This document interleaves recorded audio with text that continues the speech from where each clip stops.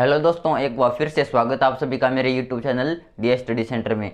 तो दोस्तों, आज की इस क्लास में हम पढ़ेंगे कक्षा 10 के मैथ की प्रश्नावली 1.2 का सवाल नंबर 4 और सवाल नंबर 5। तो आइए शुरू करते हैं अपना सवाल नंबर 4।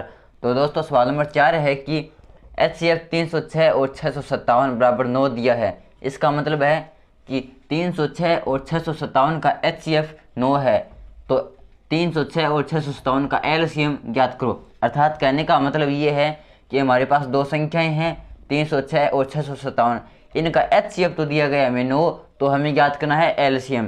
संख्याएं हैं हमारी 306 और 657। तो सबसे पहले तो लिखते हैं इसका हल। अब दोस्तों, हम जानते हैं कि कोई भी दो संख्या दी होती है तो उन दोनों संख्याओं का गुणनफल बराबर होता है हमारा HCF और LCM का गुणनफल। तो लिखेंगे चूंकि हम जानते हैं कि दो संख्याओं का गुणनफल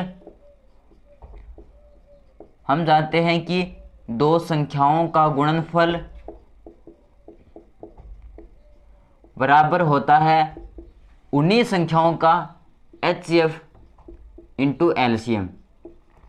कि हमारे पास कोई दो संख्याएं हैं तो उन दोनों संख्याओं का गुणनफल बराबर होता है उन्हीं संख्याओं का HCF और उन्हीं संख्याओं का LCM। तो ये होता है हमारा एक फॉर्मूला कि दो संख्याओं का गुणनफल हमेशा उसके HCF और उसके LCM के गुणनफल के बराबर होता है। तो यहाँ से हम लिख सकते हैं कि उसको इस तरफ लिख देंगे तो ये हो जाएगा LCM इंटू HCF बराबर हो जाएगा हमारा दो संख्याओं का गुणनफल।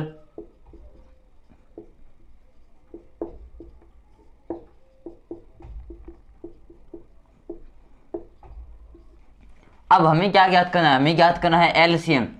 तो यहाँ पर इसलिए अब LCM को तो एक तरफ रख लेंगे क्योंकि हमें LCM ज्ञात करना है, और ये हमारा दो संख्याओं का गुणनफल।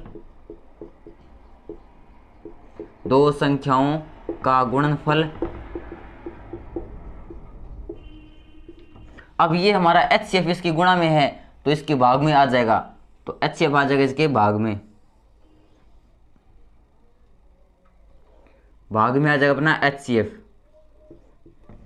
तो यहाँ से LCM बराबर आ गया दो संख्याओं का गुणनफल बट्टे HCF। यहाँ से दो संख्याओं का गुणनफल, दो संख्याएं हैं हमारे पास 306 और 657।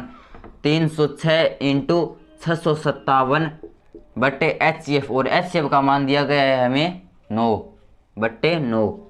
तो यहाँ से अब 306 और 657 का गुणनफल ज्ञात करेंगे, तो 657 व 306 का गुणनफल ज्ञात करेंगे। तो सबसे पहले करेंगे 6 का 7 के साथ गुणा, तो 6 7 42, 42 का 2 80 लगी हमारे 4। अब 6 पंजे 30, 30 और 4 34, 34 का 4 80 लगी 3, और 6 6 36, 36 3 39, यहाँ पर लिख देंगे 39 इंटू। अब जीरो का सभी के साथ गुणा करेंगे तो 0 0 0 इंटू, 2 बार इंटू।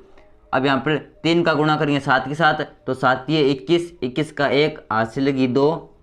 अब 3 का 5 के साथ, तो 5 ये 15, 15 2 17, 17 का 7 80 लगी 1, 80 लगी 1। अब यहाँ पर 6 का या फिर 3 का 6 के साथ, तो 6 ये 18, 18 1 80 19।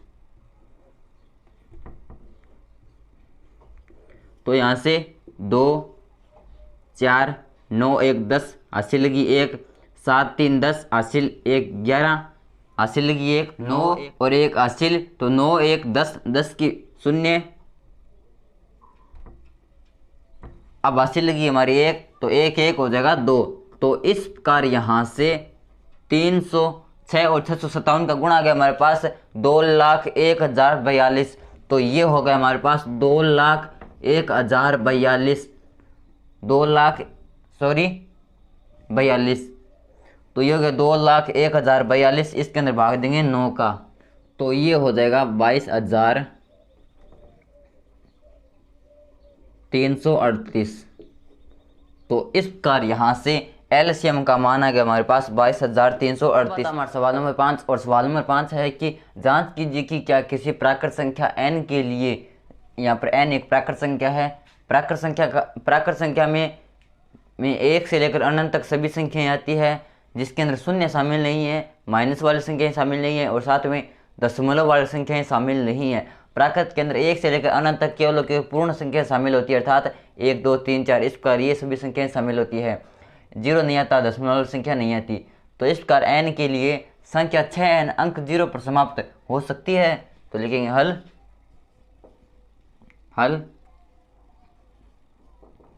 हमें जांच करना है कि क्या प्राकृत संख्या n के लिए 6n अंक 0 पर समाप्त हो सकती है। तो लिखेंगे कि यदि कोई संख्या लिखेंगे चूंकि यदि कोई संख्या अंक 0 पर समाप्त होगी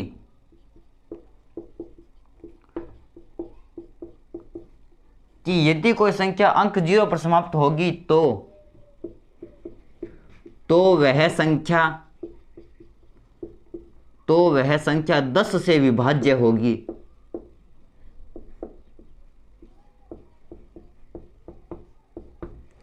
कि यदि कोई संख्या 0 पर समाप्त होगी तो इसका मतलब होगा कि वह संख्या 10 से विभाजित होगी। और क्या लिखते हैं,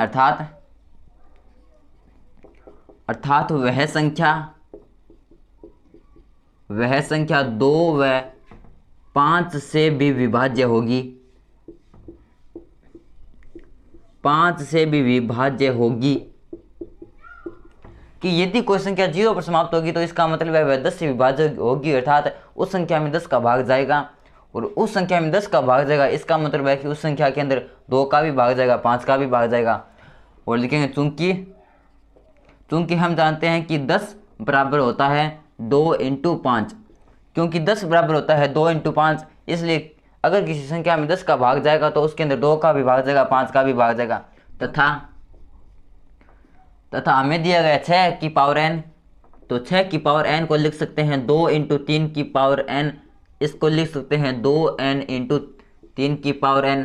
तो यहाँ पर हम देख रहे हैं कि 6 की पावर n में तो 5 कभी आ ही नहीं रहा है। तो लिखेंगे चूंकि 6 की पावर n में 5 नहीं आ रहा है,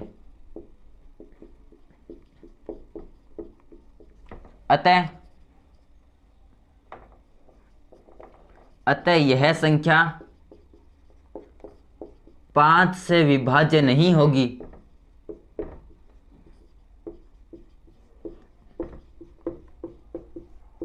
जब यह संख्या 5 से विभाज्य नहीं होगी तो हम कह सकते हैं कि यह संख्या 10 से भी विभाज्य नहीं होगी। तो लिखेंगे अतः हम कह सकते हैं कि 6 की पावर n अंक 0 पर समाप्त हो सकती है। तो हम लिखेंगे कि संख्या 6 की पावर n अंक 0 पर समाप्त नहीं हो सकती, क्योंकि इसके अंदर 10 का भाग नहीं जाएगा, अर्थात यह 10 से विभाज्य नहीं होगी। और क्यों नहीं होगी उसका कारण मैंने बता दिया। तो लिखेंगे अतः अंक 6 की पावर n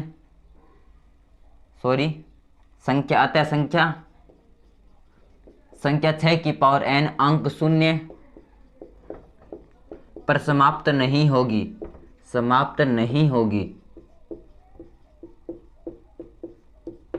तो इस प्रकार संख्या 6 की पावर n अंक 0 पर समाप्त नहीं होगी। तो ये था हमारा सवाल नंबर 5। तो दोस्तों वीडियो कैसा लगा प्लीज़ कमेंट कर जरूर बताना, और अगर वीडियो अच्छा लगा तो प्लीज़ वीडियो को लाइक करना और चैनल को सब्सक्राइब करना। धन्यवाद।